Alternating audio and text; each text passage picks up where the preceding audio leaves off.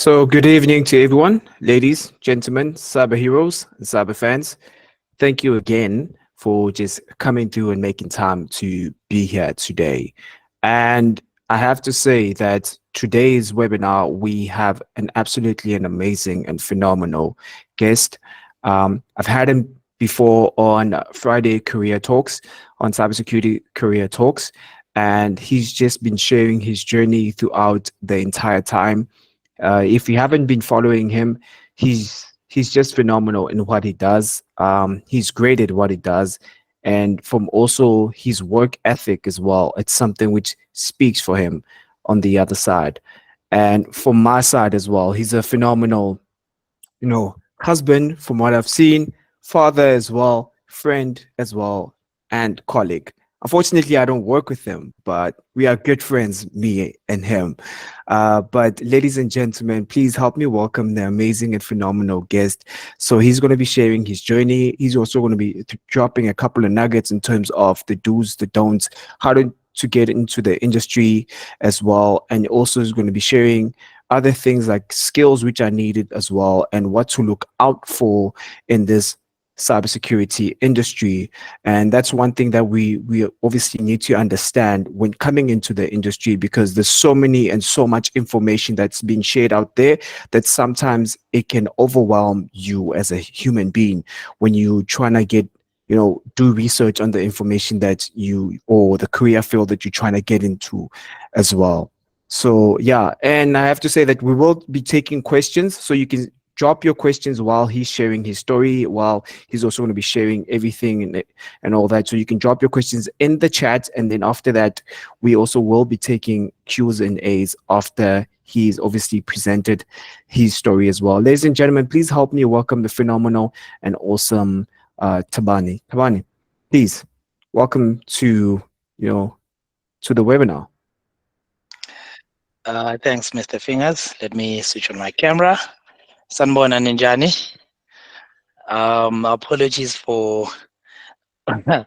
for wearing the Orlando Pirate T-shirt, but we are playing a CAF game today, and I think it's very important that I mention that immediately after this webinar, I am going to Orlando Stadium.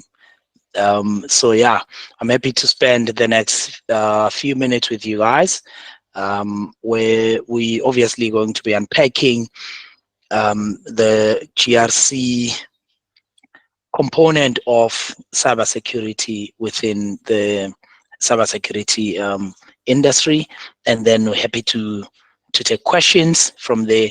So from an introduction perspective, I'm Thabani Joyisa, and I am from Durban in a township called Umlazi.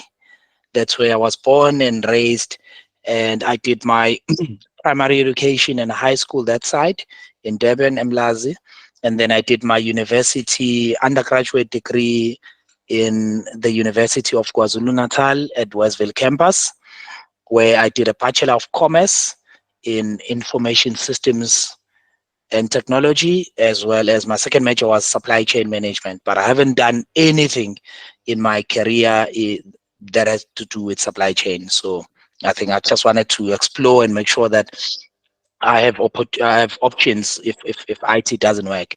But it was too difficult for IT not to work. So I just want to take you through my journey.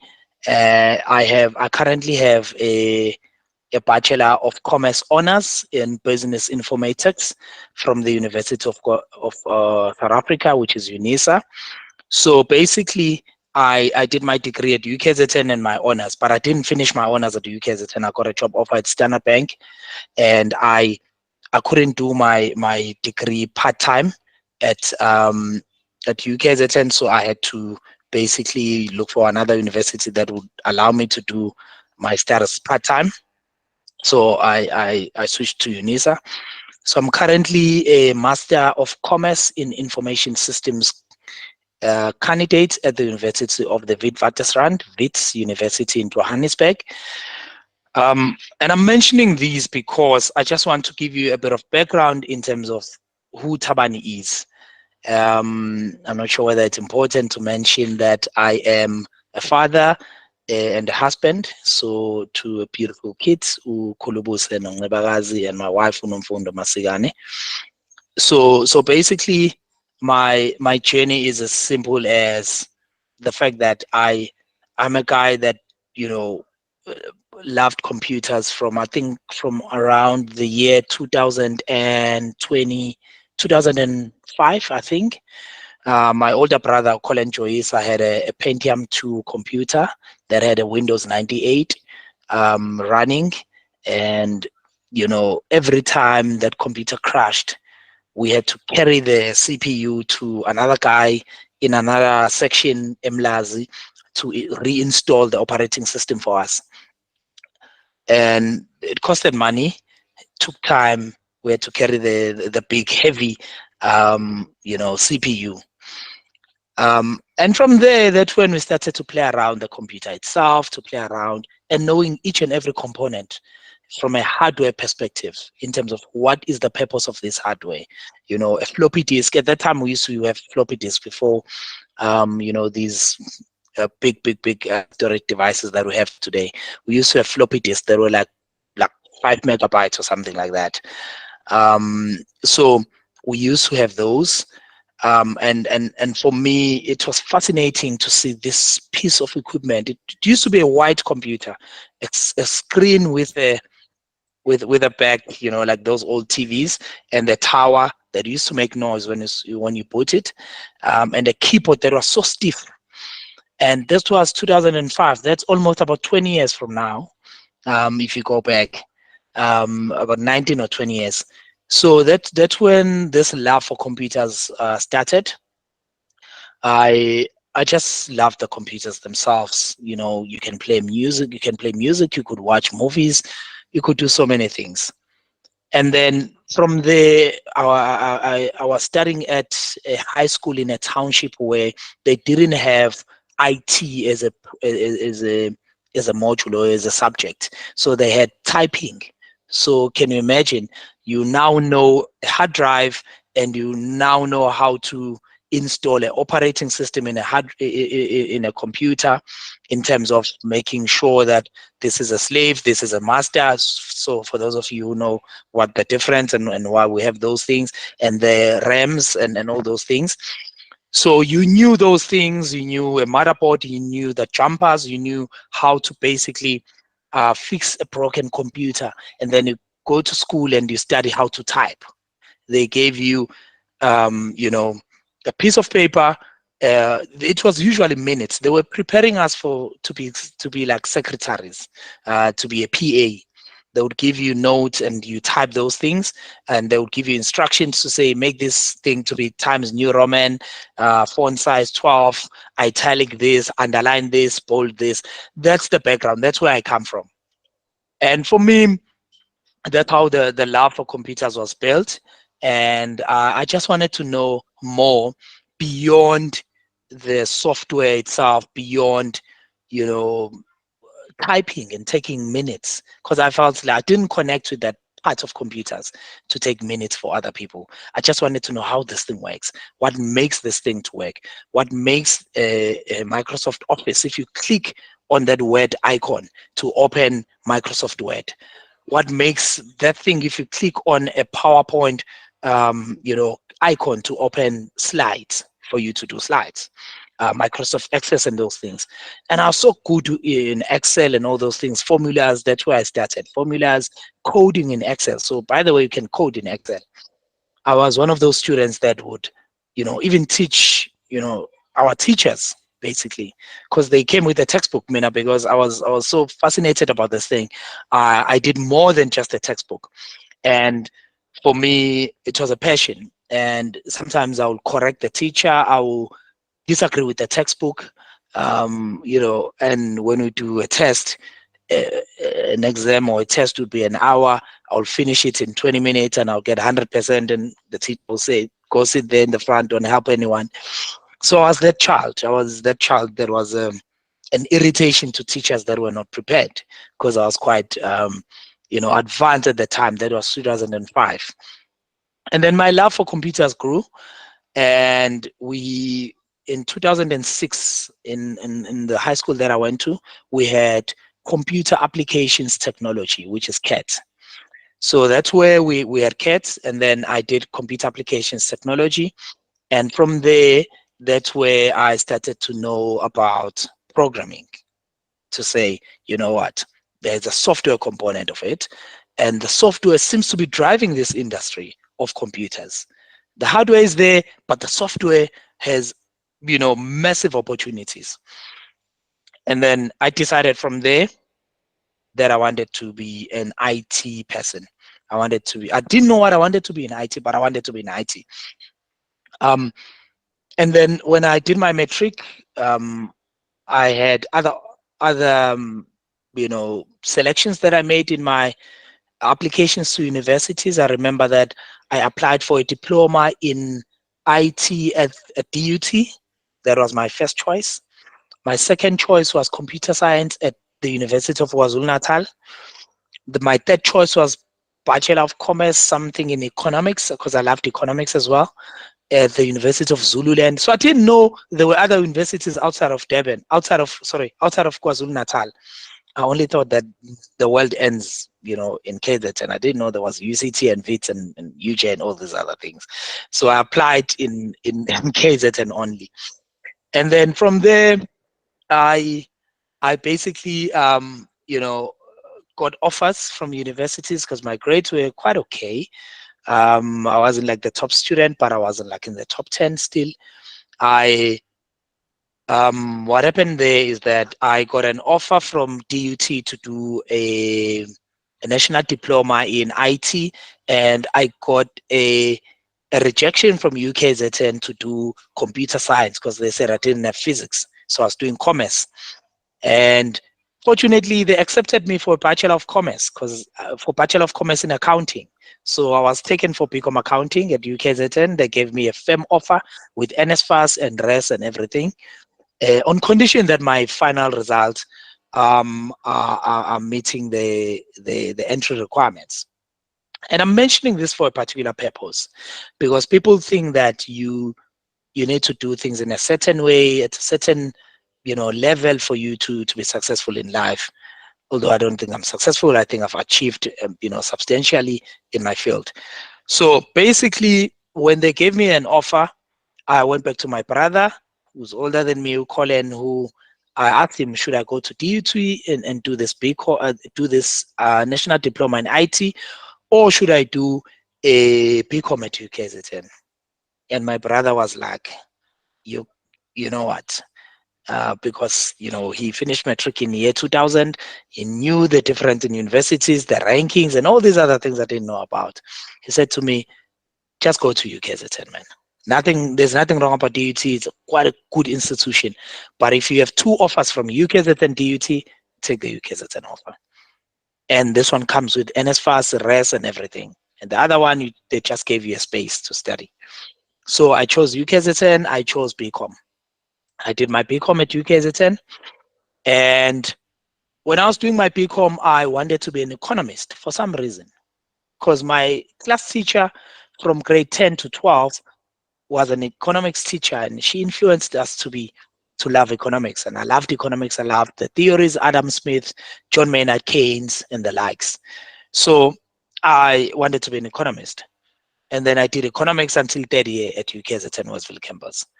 And then something happened just before I graduated.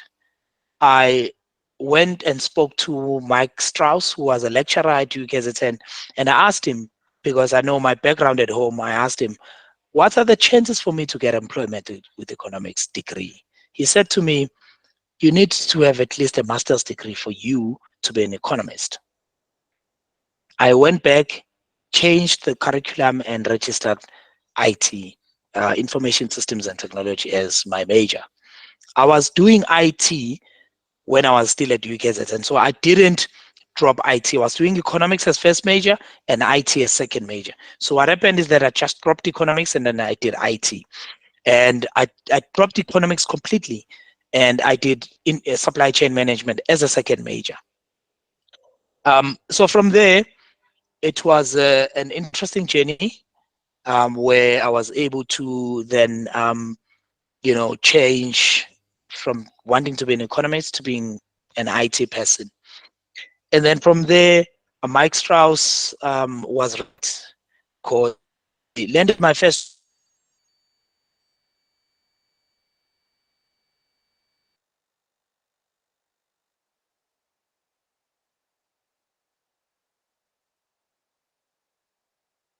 thousand. Less than 10 were economists. But IT, there were about 5,000. So you can tell, competing for 10 spaces against 5,000 spaces. No brainer. Mike Strauss helped me to make the right decision. So I was happy that I chose IT.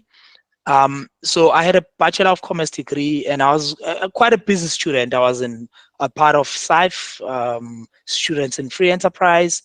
Now it's called Enactus. I was busy there. I was a student assistant at the dean's office.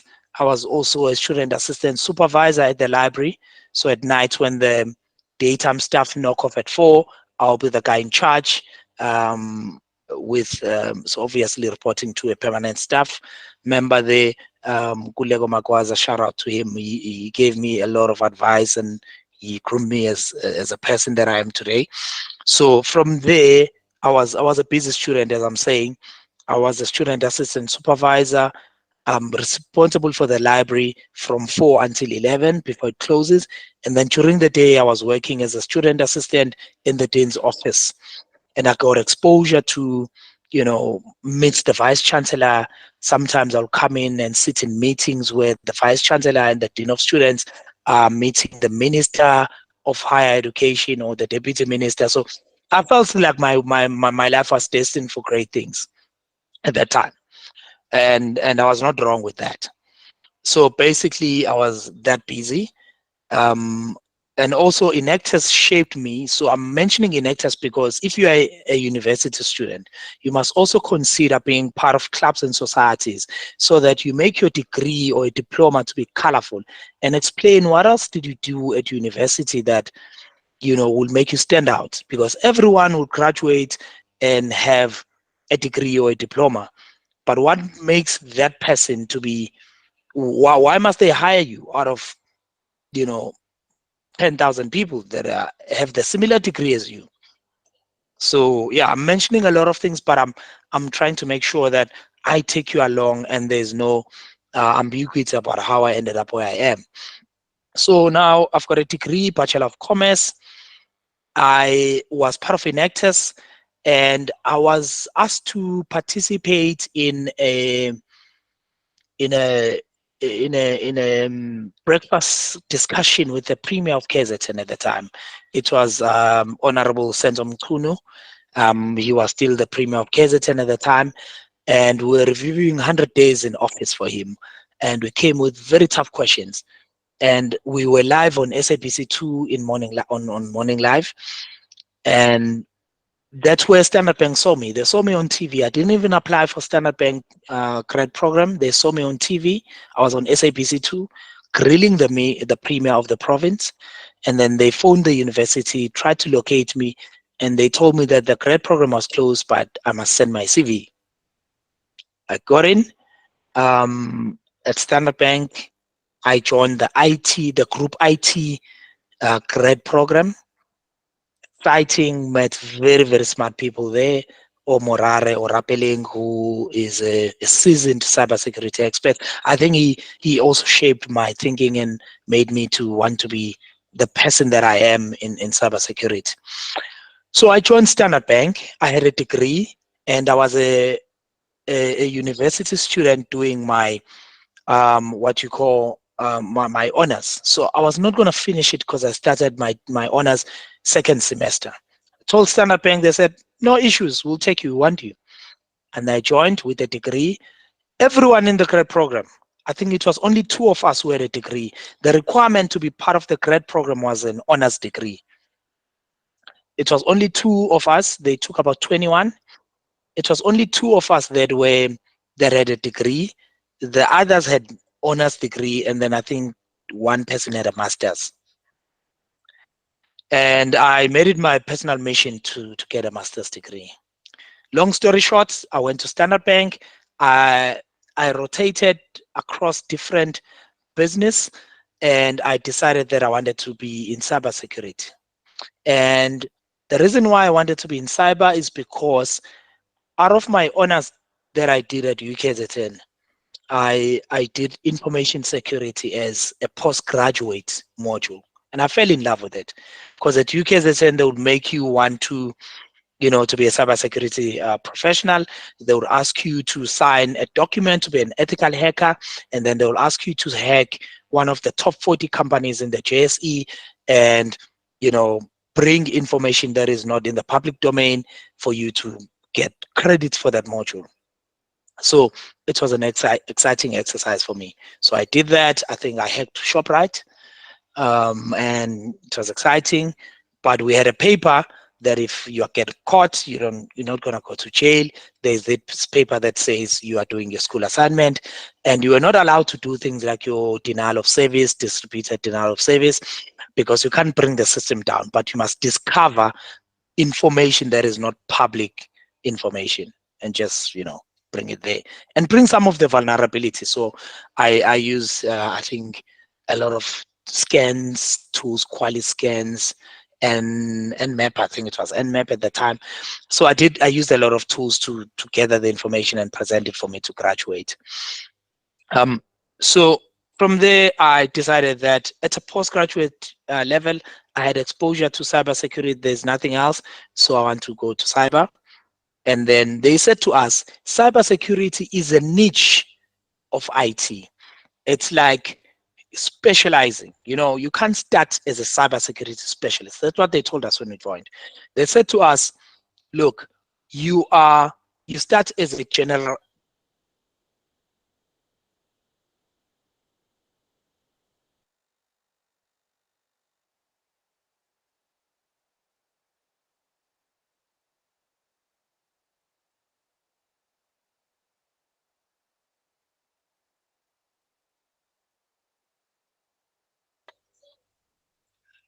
Sorry guys, I lost you for a minute there. Can you hear me? We can hear you now. Thank you. Just go back to they said cybersecurity was a specialized, and then I think Yes. your line actually cut off from there. Okay, cool. So when I joined the IT, because remember we were part of the group IT grad program. So it could be anything. You can be a business analyst, you could be a developer, you could be anything you wanted. So they said they were selecting the best of the best within South Africa. And they said to us about 10,000 people applied for the grad program. They took 21 to go to group. They took, I think, about 10 to go to CIB. CIB is corporate investment banking. But in total, they took about 50 people out of the 10,000 applications that were made. So I made it to that list of 50 odd people out of the 10,000. Feel very, very special to be selected. And they said to us, cybersecurity is not a field where you can learn and start knowing it and learning it from you not knowing cybersecurity. You must work as a developer maybe for 3 years, 5 years, then you can be elevated to cyber. You can start as a business analyst or whatever that. And they encourage people to be technical. They encourage people to come in as developers, people with computer science. Mind you, I did BCom. I did information systems and technology. Didn't do programming. I did programming because you can't have an IT degree without programming. So I did programming, but I didn't do Java. I did those light programming, like your Visual Basics, HTML, those light things. But I knew what an application was. I knew I did back end. I did databases, SQL, and those things. And we built an application because you can't graduate without building front end, middleware, and back end, and a system that runs. So we did that. But we didn't do computer science. And in cybersecurity, they encourage that they want people that had strong coding experience, computer science, those type of things. And I think out of the 21, there were only 2 of us that went to cybersecurity. And both of us, we didn't do computer science, we did information systems. Long story short, we worked there, we excelled, and we got our portfolios, we ran our departments, and we're not short of on anything. So basically, they don't encourage you to come from university and jump into cybersecurity. They encourage that you work as a developer, as a business analyst, as whatever within IT, database, whatever, maybe for 2-3 years. Then you can transition into cyber. So we came from university, theoretical, and then we went straight to cyber. And cybersecurity, I must say, is a niche within IT. You don't need to understand cybersecurity to work in IT, but you need to understand IT to work in cybersecurity. So I think you must make those distinctions. So cybersecurity exists within IT, but IT doesn't exist within cyber.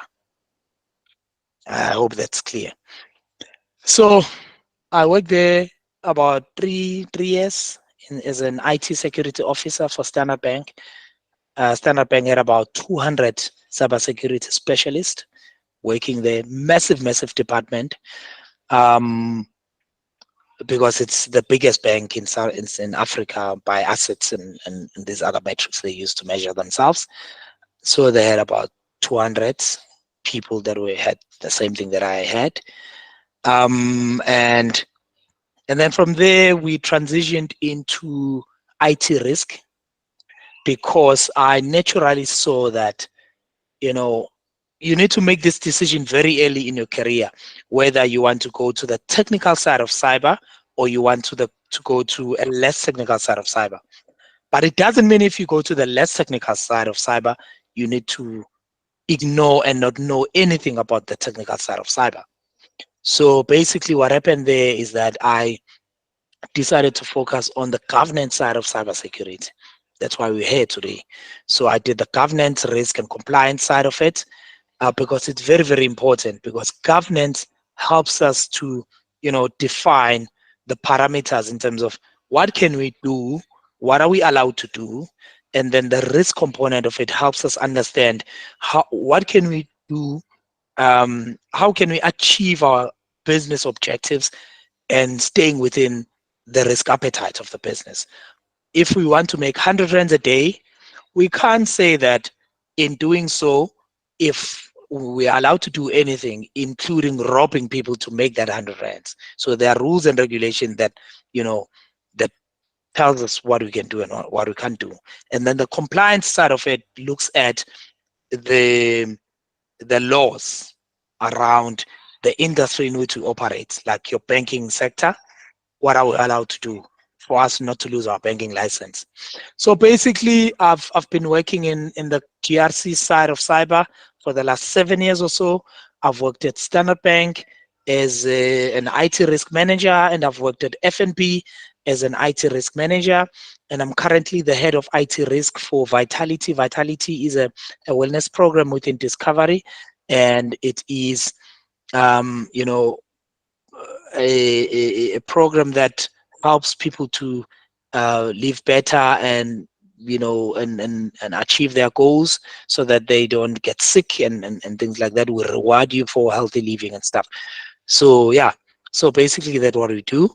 But one other thing I wanted to mention, because I've mentioned my background in terms of my academic background, I want to mention the certification part of it, because there's always conflict around, can I get into cyber without a degree? Yes, you can. I have my own personal views that a degree or a diploma helps you advance better. At the start of your career, it doesn't matter whether you have a degree or not, but you have higher chances of landing a first job with a degree than not having a degree. However, you can get certificates like your CISA, CISM. I highly recommend your ISACA certifications. They come highly respected in the industry, in South Africa, across the world. So if you want to do certification within cyber, consider ISACA, consider Also consider your CompTIA. Also consider your ISC2 certifications. There are others, but those are, so for me, I can mention the certifications that I have. I have Security Plus from CompTIA, which I did in 2015. And I have CISM, which I did last year. Very, very hard exam, but highly, highly respected and rewarding from ISACA. And I have CISP, so I'm a certified information security, certified information system security professional. ISC squared. It's some people say it's the gold standard of cyber security certification. Second to that is CISM, Certified Information Security Manager. So yeah, some of these, they've got requirements to say you must work for 5 years, paid experience for you to do those certifications. So yeah, there's a lot of things, but I don't want to finish the entire session with me talking. I just want to bring it back to you and get questions from you, and then just get a personalized and give some interaction with you. But that's my background. That's Thabani. The GRC side of cybersecurity is quite a nice space to be in. It's growing because cybersecurity has been, you know, a space that has been occupied by techies and highly technical people. So as a GRC person, usually you come in with your business acumen. You able to translate and shape some of the business objectives into IT as well as IT security, and help them achieve those things and support business in achieving those. So yeah, I think Mr. Fingers, if you can help us facilitate any other questions that we have, I'm happy to answer. 100%. Thank you so much for obviously sharing your journey and also sharing the knowledge in terms of certifications as well. Just to also to add on to what you were saying in terms of certifications. So the certifications, most of them that he was mentioning, like your CompTIA Security Plus, obviously it falls under every domain in cybersecurity. And then the others that he was mentioning, like your CISP, which is your CISSP, that also falls in every domain in cybersecurity, as he mentioned with that. But that one, you can only do it after you've been in cybersecurity up for a particular amount of time. For example, you can only do it after 4 to 5 years. You have to do 5 years. If you try to do it during your first year being in cybersecurity, you will not be certified as a CISP. You'll be given a what is it called? I think they call it a. There's a name for it, but you won't be considered as a specialist from that particular role. But so that's why we always advise people, if you're coming to cybersecurity, rather do the IC2 square. That one is much more better. It's a bit difficult if you're coming in, so rather do the CompTIA Security Plus and then do Network Plus. But also depending on the domain that you're going to be taking, whether it's technical or non-technical. But yeah, jumping onto that, any questions that you guys would like to ask Thabani? I see Mbali has a question. Mbali? Good evening, everyone. So my question is around, I know if you are already within the IT space, right? Say, for example, myself as a BA, I'm a senior BA. Would you say if I go the technical route, that would be taking a step back in my career because I'd have to start from the beginning as opposed to going the other routes, the more business acumen side of things, where I move into governance and risk management?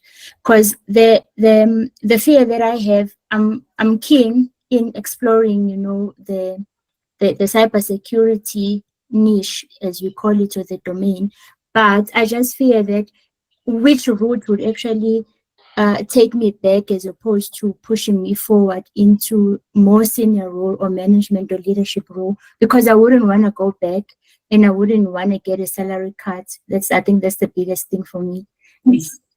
Yeah, quick one for you, Mbali.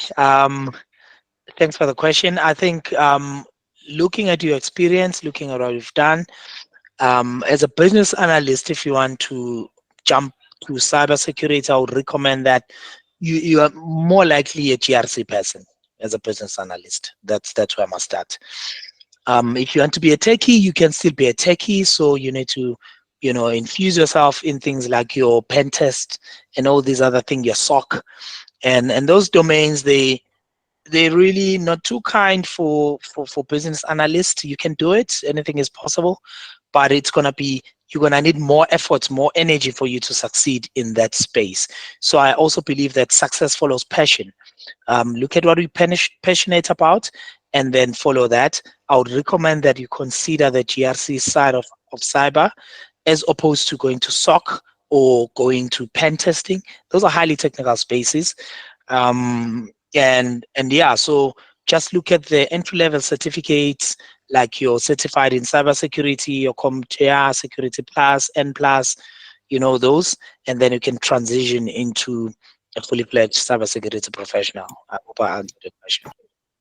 Yeah, you did. So I've done the CC one, and I'm thinking of doing the CompTIA one. At some point, would I be required to do that CISP one even if I'm going to the GRC GRC. road?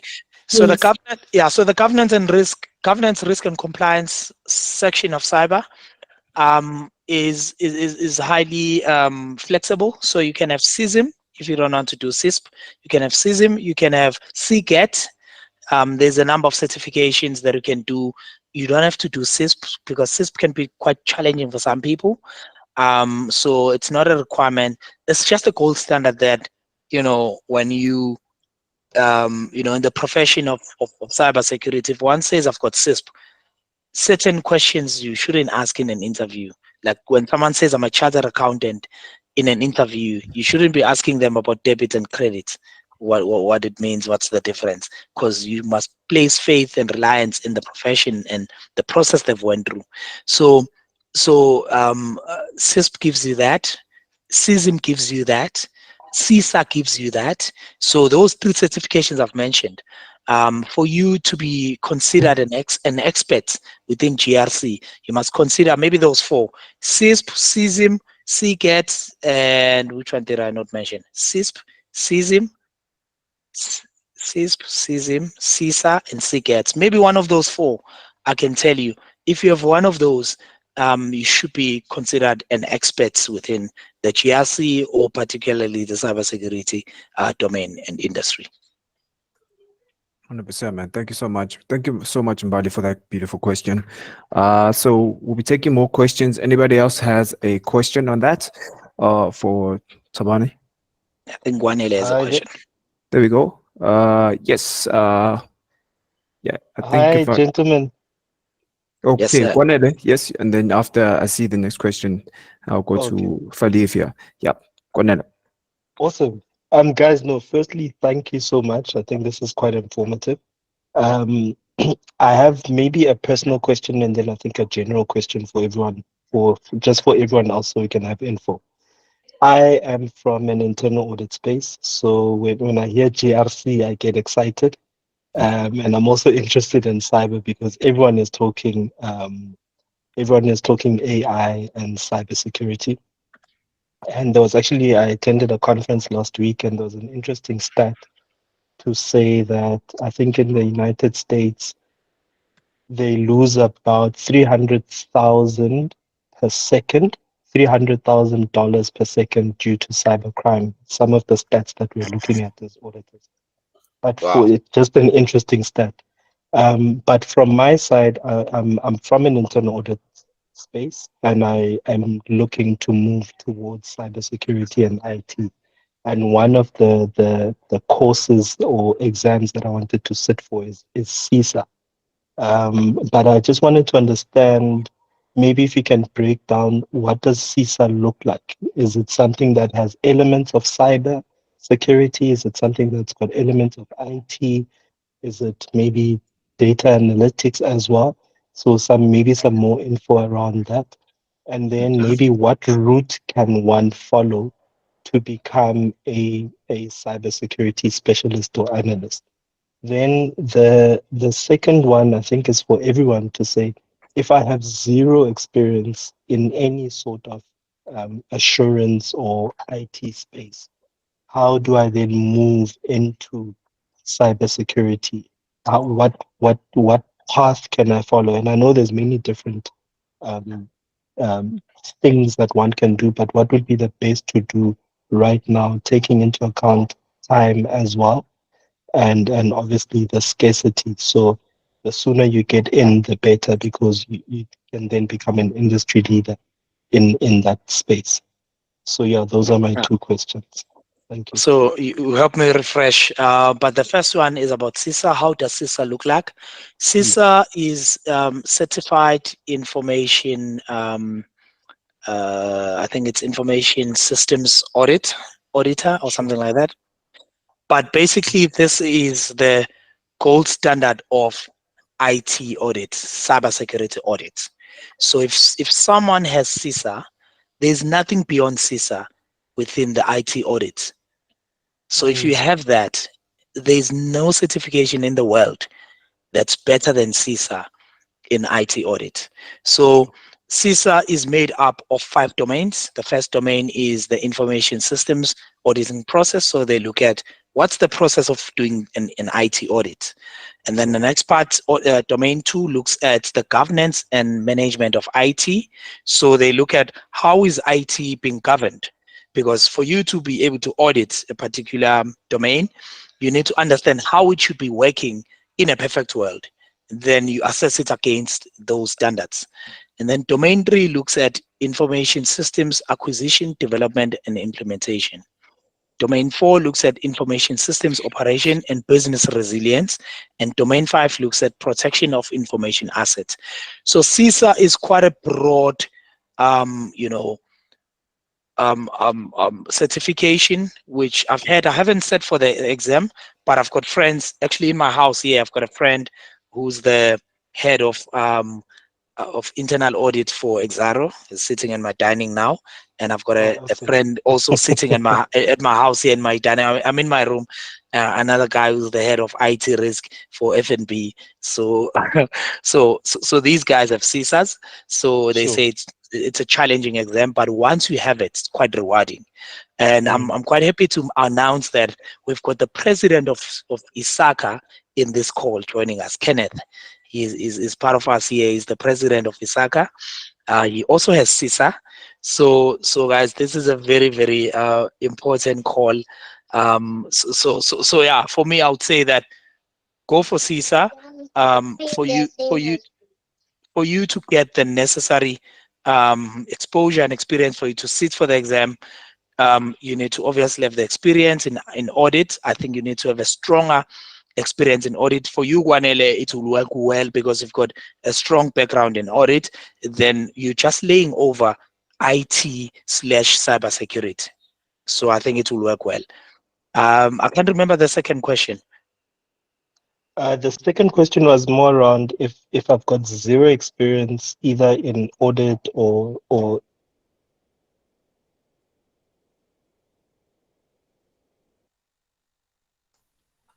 Something happened there. Sorry.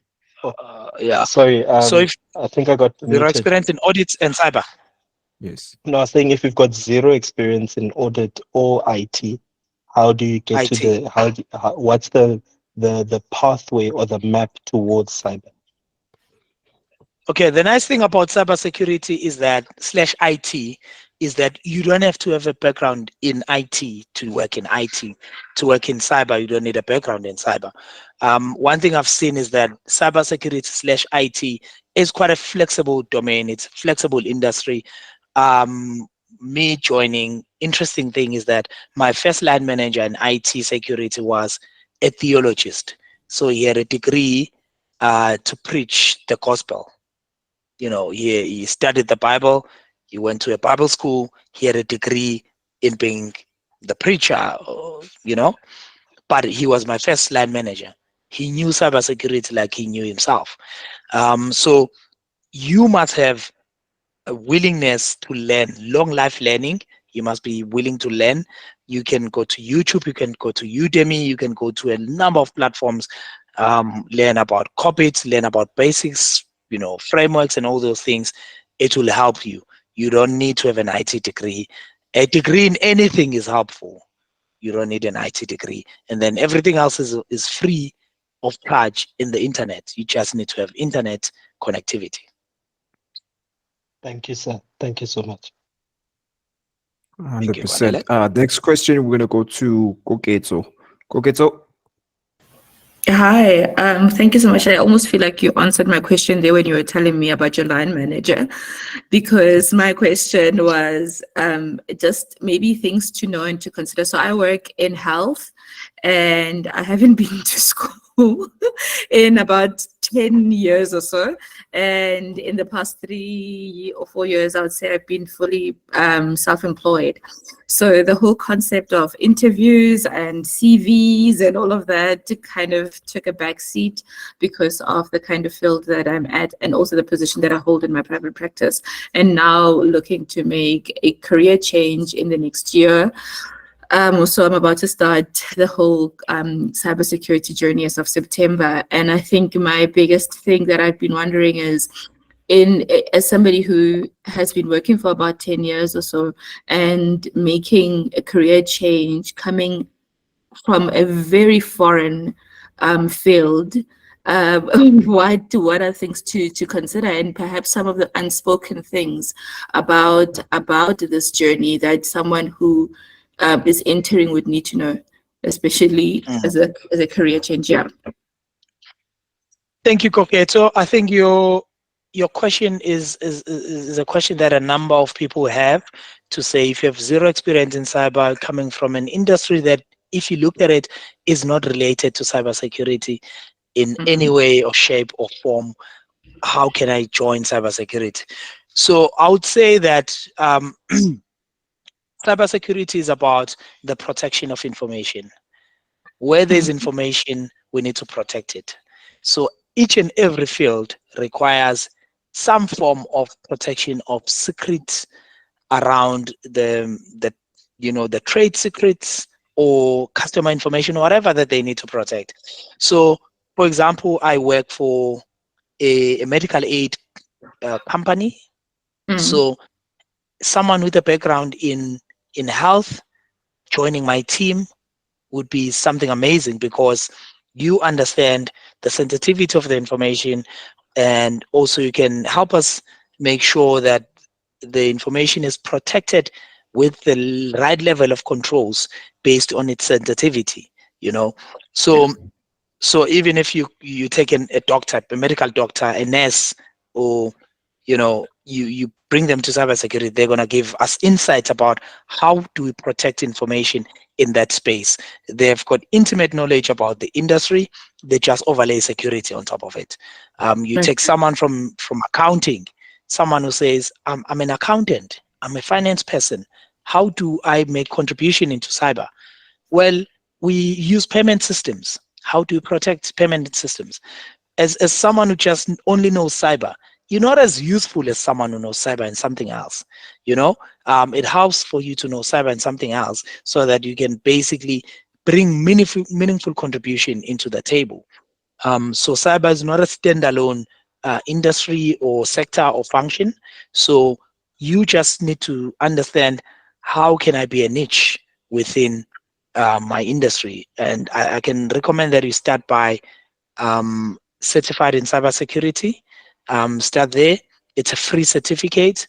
If you pass that, go to Security Plus. From there, you apply for jobs. You can get a job with certified in cybersecurity and Security Plus, or one of both. And then from there, after 3 years, then you can sit in for other exams. So that's how you can start. And just a question that kind of rides onto that information you just gave. So as somebody who works for a medical aid company, do you foresee, while working in cybersecurity, opportunities opening up, especially with this NHI bill that has been put in place? Do you see, because I'm also thinking about the NHI bill that has been, that's being adopted, rather, we are transitioning to that. And I'm just thinking, this could actually turn out good, considering all the changes that need to be made, or that would have to be made while putting this NHI bill. I'm not sure if you are familiar so much with it and what it means and all of that for the health department or the health sector. So yeah, I'm just wondering what your thoughts would be on that. And ask that I reserve my comment on NHI because I work for the biggest medical aid company in the country, Okay. and they've made a Okay. position on that. Thanks. All right. So I'll Awesome. comment on that one because I work for a healthcare center on that. The answer to that is that just know that there are going to be opportunities in the future for cybersecurity. That's what I'll say for now.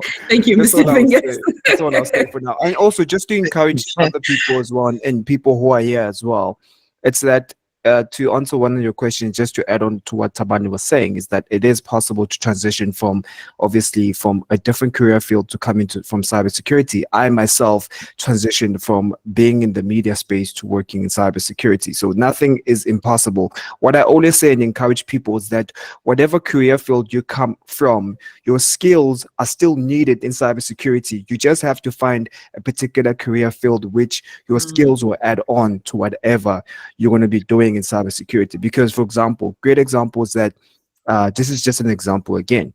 You get that there's people who are good in talking, who are good in explaining, where most of the time I always suggest that, hey, you can jump on and become a cybersecurity trainer, where we need trainers and people who are going to be there and able to present. Because you get that some people in cybersecurity, some people are introverts. They don't want to be disturbed. They don't want to talk. They don't want to present. You see, so you have to find what is that you're good in.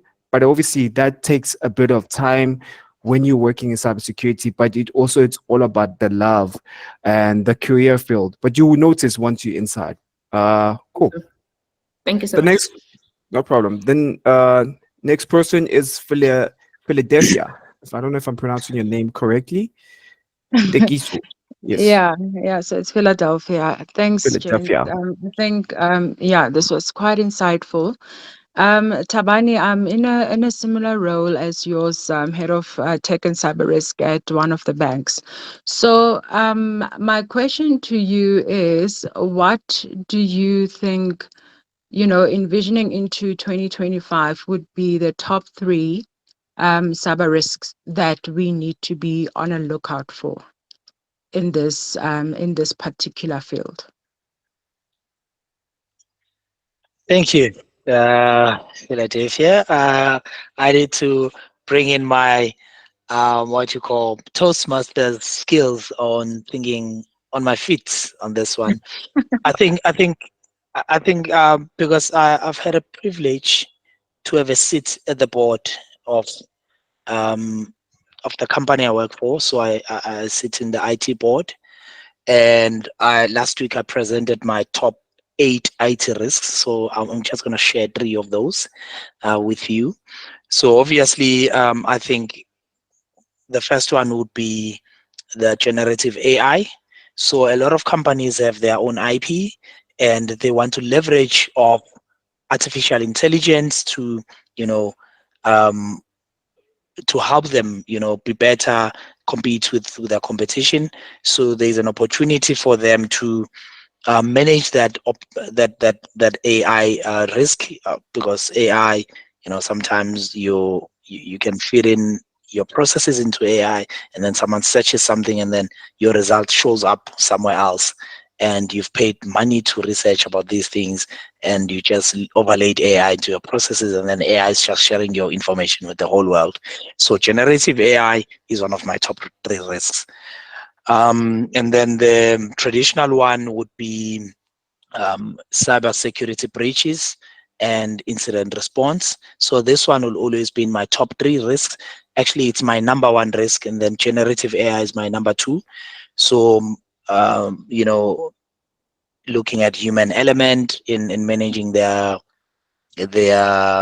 risks, there's always an opportunity for us to educate, change behavior so that they can change how they do things, and be better, make better decisions, not click on links that are fishy and untrustworthy from people they don't know. The human element of it, deal with social engineering. So that's my second one. And then my third one, I would say data residency. So this one has a strong flavor of privacy, data privacy. So a lot of companies are coming in now, like Saudi Arabia, they're coming in, say, if you're going to be dealing with our people's data within Saudi Arabia, we want that data to be hosted in Saudi Arabia. We don't want this data to sit in North America, to sit in France, in your AWS tenants. We want our data to be hosted in our country. GDPR coming in and making a lot of demands around data residency and all those things. So I'm seeing that coming in as a big challenge for a lot of companies, because now you need to have, companies need to have data centers in almost every country now because of those demands that are coming in from different regions and countries. So I hope that helps to shape, but I'm quite certain that those are, if they're not in the top 3,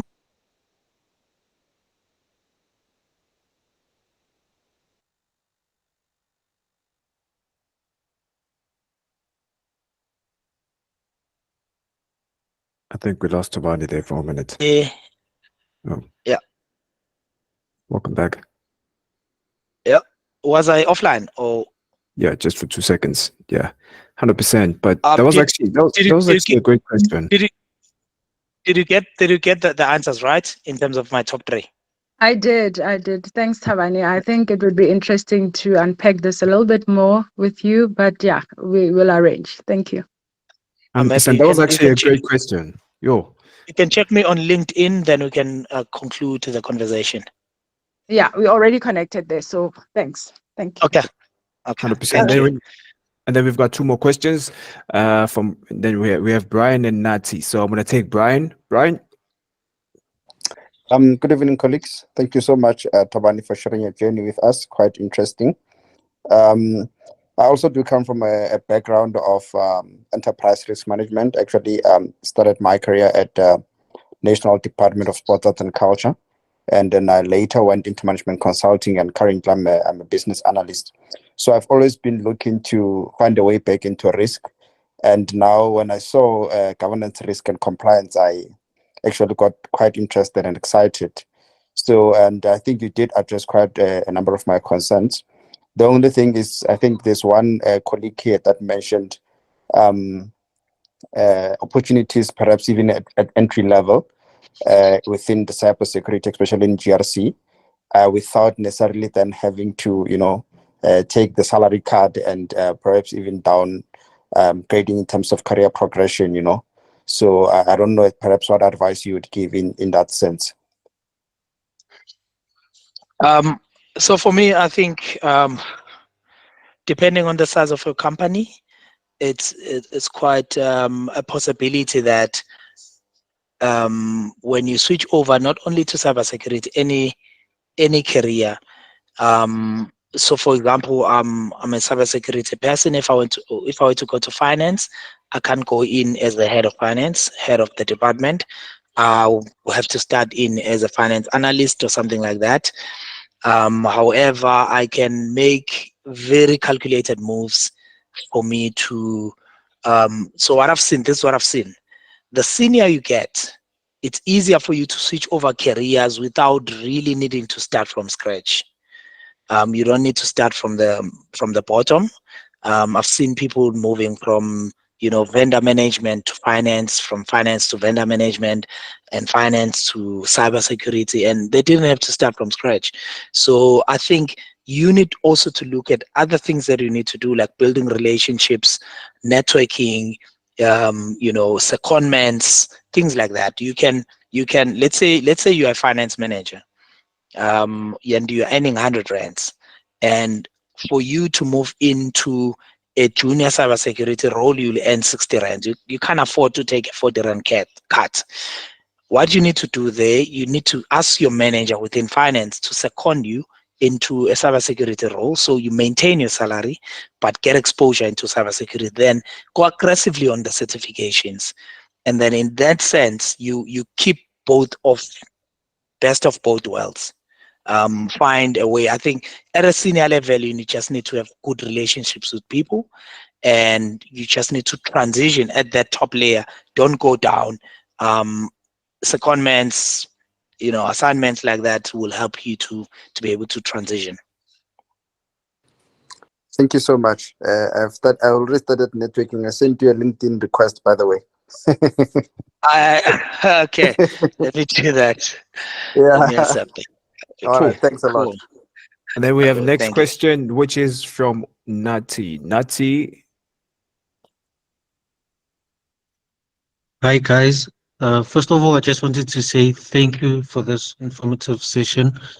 And I do have just two questions. My first question is for someone, and if there are other people here who maybe self-taught or still in high school, maybe they're doing their second year, do you think GRC is beginner friendly, if that's the right term, or maybe they should consider another role and then maybe progress into going to GRC? And my last question goes to listening to the other questions. There are so many people who would really like to transition into cybersecurity. For interest, do you think maybe there's other spaces where we could maybe say there's a shortage of jobs that maybe they can access that doesn't have to do with GRC, just for maybe technical or non-technical?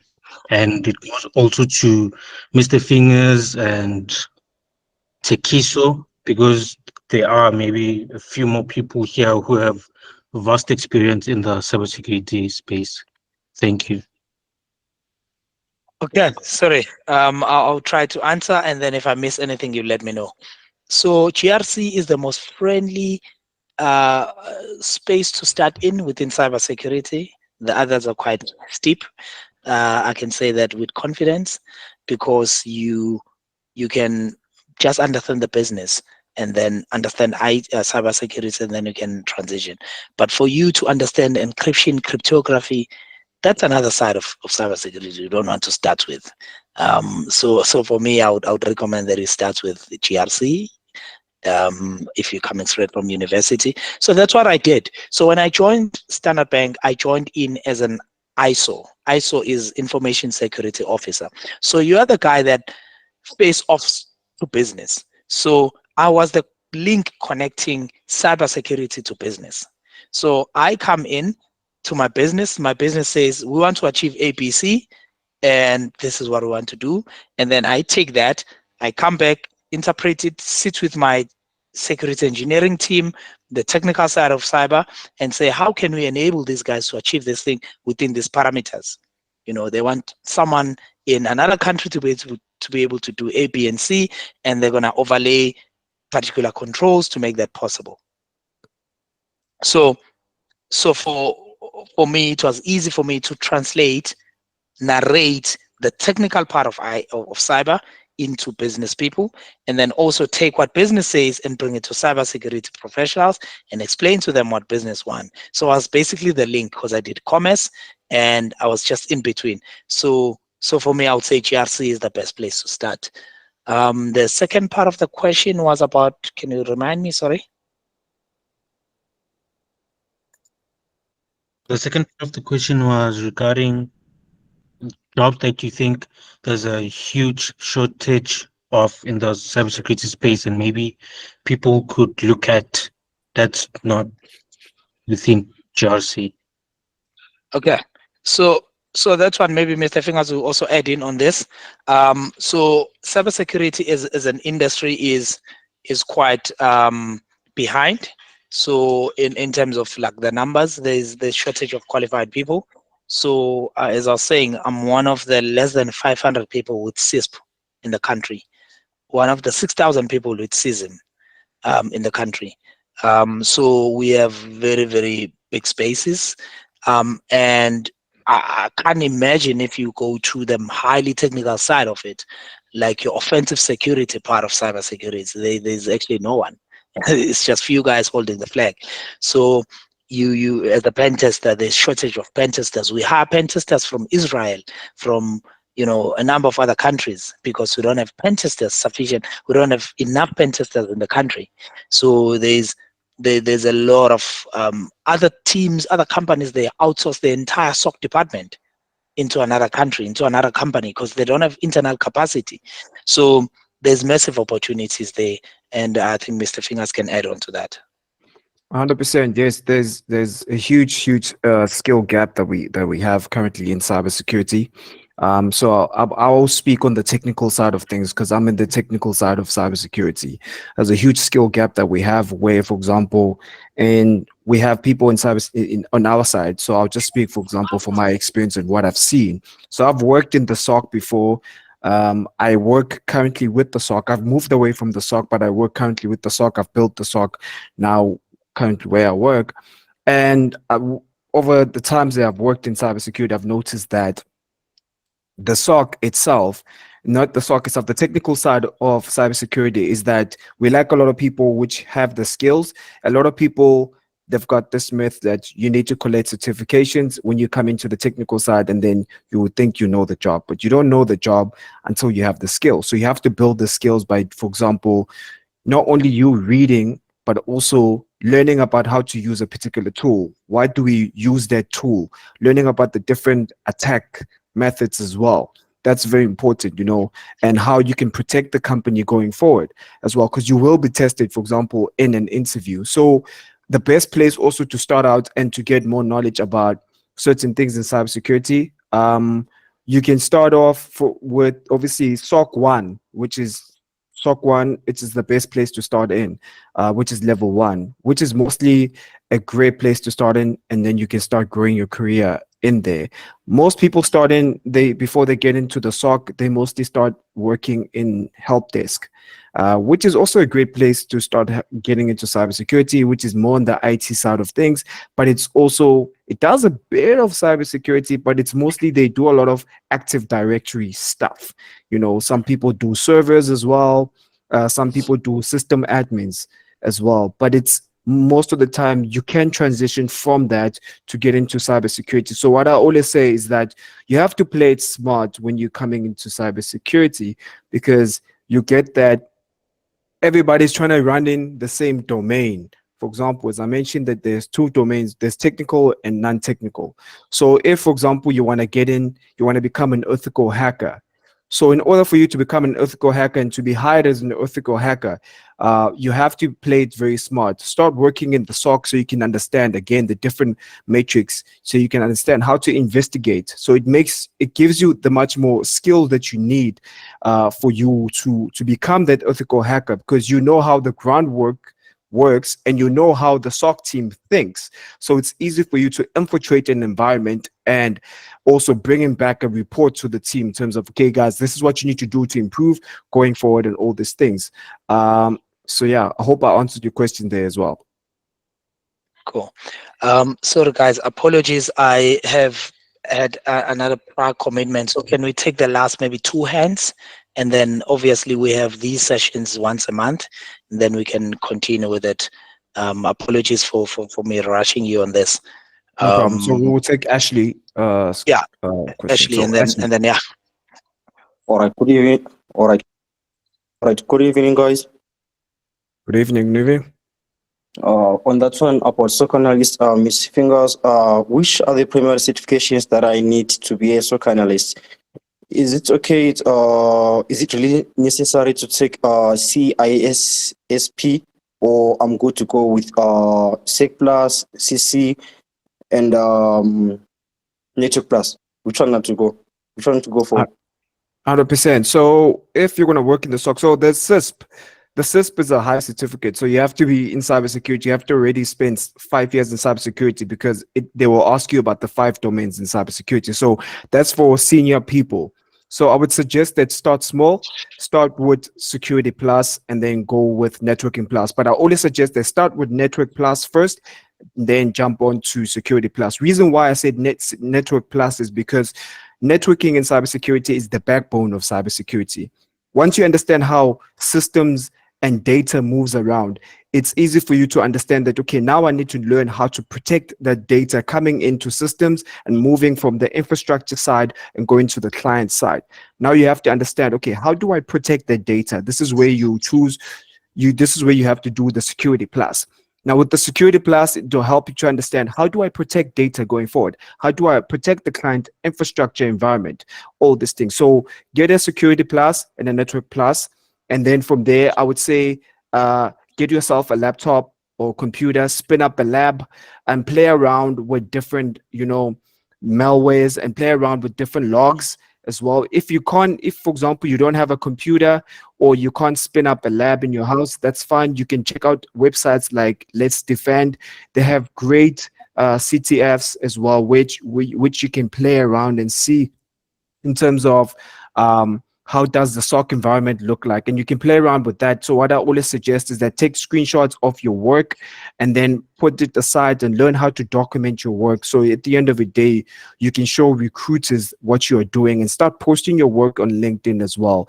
Don't be scared to also post about your failures, because most of the time on LinkedIn, we are always posting about our success. So post about your failures as well and show us how did you get to that particular success. Show us and take us through the steps of everything. So we want to know that as well. So that will give you a huge advantage for you to stand out and also to be hireable, because we want to see how did you build the skills. We want to see, okay, how did you investigate that? We want to see, are you able to document all these things? Now that gives you this, that shows us that you got the skills that we are looking for.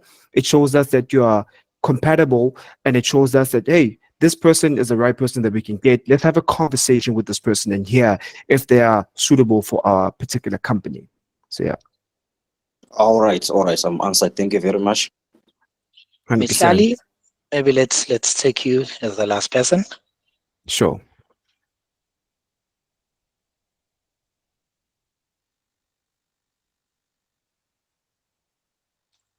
Mihlali, you're on mute. Okay, I think Mihlali has lowered their hands. Okay, Michelle is gone. But anyway, Thanks, guys. thank you so much, Thabani, for making it. And thank you again to every single person for making time to be here. And also, I just want to really appreciate everybody. So today's webinar, obviously, as we know, all our webinars are recorded. We put them on YouTube as well. So let me just quickly send the YouTube link again on the group before you guys leave. So we do host webinars every single month. So we do have different guests from different cybersecurity backgrounds. Most of the time we have big people like your Thabani coming in, and so we're going to teach you certain things in cybersecurity where they're also going to be sharing their journey. Next month, we're also going to be having a different guest coming in. They're also going to be sharing their journey, what to do, what not to do as well. And this is where, again, you get to ask all the questions that you want and also engage with them going forward as well. So Thabani, any last words? Thanks, guys. Thank you, Mr. Fingers, for the invite, and thanks everyone for joining on a Friday evening. And I think my departing words are that cybersecurity is an industry that is quite infant in this country. There's massive opportunities. There's less than 10,000 certified specialists within cybersecurity in the country. In a country of about 62 million people, there's less than 10,000. If you push it, even the ones that are not certified working in cyber, they're less than 20,000. So it's a massive industry with massive opportunities. In the world, people with CISP, there are less than 200,000 in the whole world. So it's a massive, massive industry. There's a huge shortage of certified people. I think the key word that I want to leave you with is that although you are working hard at your job, make sure that you work hard at yourself. Make sure that you are well decorated as a cybersecurity professional. It doesn't matter. It does matter, but it doesn't matter as much if you've done this thing for 10 years. But if I've got CISP and CISM, if I have 5 years experience, I'm likely to be your manager, even if you have 15 years experience. So get your certifications, get your degrees. They work well together. You don't have to do a degree if you don't like it, but if you've got both, it works. So decorate yourself and then do your job. Thanks. 100%. Thank you so much once again, everybody. Please have yourself a very good night and a great weekend as well.